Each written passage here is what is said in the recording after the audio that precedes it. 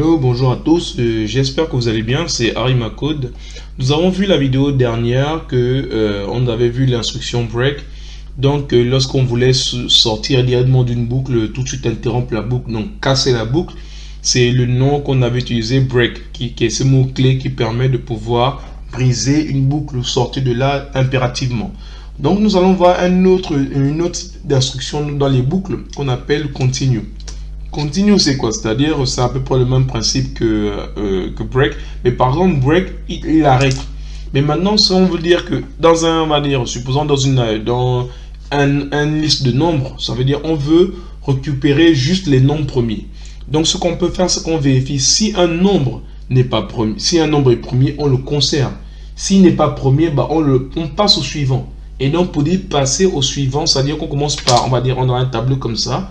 De 1, 2, 3, par exemple 4, 5, 6, 7, 8, 9, 10. Ok.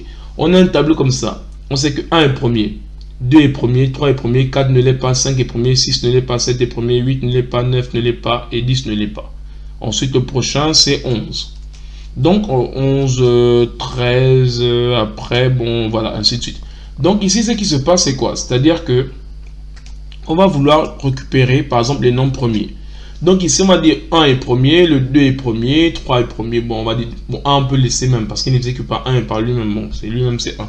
Bon, c'est un nombre particulier, on va dire 2. 2 est premier, 3 est premier, 5 est premier, 7 est premier, 11 et 13, ainsi de suite. Et donc, ici, maintenant, dans notre cas, qu'est-ce qu'on fait? Ce qu'on teste d'abord le premier nombre, par exemple 2. Est-ce que 2 est premier? Oui. Ok, on le garde. Est-ce que 3 est premier? Oui, on le garde. Est-ce que 4 est premier? Non, 4 n'est pas premier. Donc, on passe au suivant. Est-ce que 5 est premier? Oui, on le garde. Est-ce que 6 est premier? Non, on passe au suivant. Et passer au suivant, c'est ce qu'on appelle continue dans on va dire, dans les boucles en Python. Et donc, ici, on va voir un cas simple. On va prendre un cas simple qu'on va prendre, bon, on va dire, déjà base number, comme ça. Et dans base number, qu'est-ce qu'on met dedans? On va mettre d'abord la valeur 1.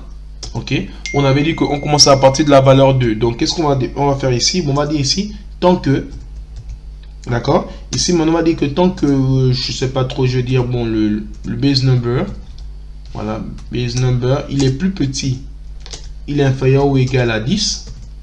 Qu'est-ce qu'on fait? Bon, déjà, la première chose qu'on va faire d'abord, c'est qu'on va prendre le base number déjà, qu'on va rajouter déjà plus 1. À chaque fois au début, on fait une addition. Donc, on commence à partir de 2. Donc, ici, on va commencer à 1 et on va checker. On va regarder si le base number, ça veut dire si la division par le reste de la division du base number par 2, si c'est différent de 0, ça veut dire qu'il n'est pas impair, il n'est pas pair, pardon. Qu'est-ce qu'on fait? Bah, on passe au suivant. On va juste faire continue. D'accord? En fait, c'est juste ce que ça veut dire. Et à la fin, maintenant, qu'est-ce qu'on fait? On va juste print. On va juste print base number. D'accord? Et là, quand on lance, qu'est-ce qu'on obtient? Attendez, oui, pardon. Je l'ai mis au mauvais endroit. Ok, donc là, maintenant, ici. Ok. Donc ici, qu'est-ce qui s'est passé là? Il a fait quoi? Il a dit que ici, on a bien obtenu tous les nombres pairs. Donc, tous les nombres pairs, c'est comment on les a obtenus? C'est parce qu'on a déjà fait d'abord l'addition. Donc, on avait 1, on ajoute 1, ça devient 2. On teste si 2 est pair. Donc, est-ce que on va dire, pour tester si 2 est pair, on regarde si 2 est divisible par le reste de la division de 2 par 0. Est-ce que c'est, on va dire, je reprends, pardon. Je vais dire, si on prend 2, c'est-à-dire la valeur c'est 2 qui est ici. Et le reste de la division de 2, est-ce que c'est différent de 0? Bah non, c'est pas différent de 0. Donc, on va l'afficher. Mais si, par exemple, on va aller à 3 maintenant. 3 est divisible par le reste de la division de 3 par 2. Là, on va voir que c'est bien différent de 0 parce que ça va nous donner 1. Bah oui, comme c'est différent de 0, on passe. Donc, continue, c'est qu'on passe au suivant. Donc, là, on l'a affiché parce que c'était bon.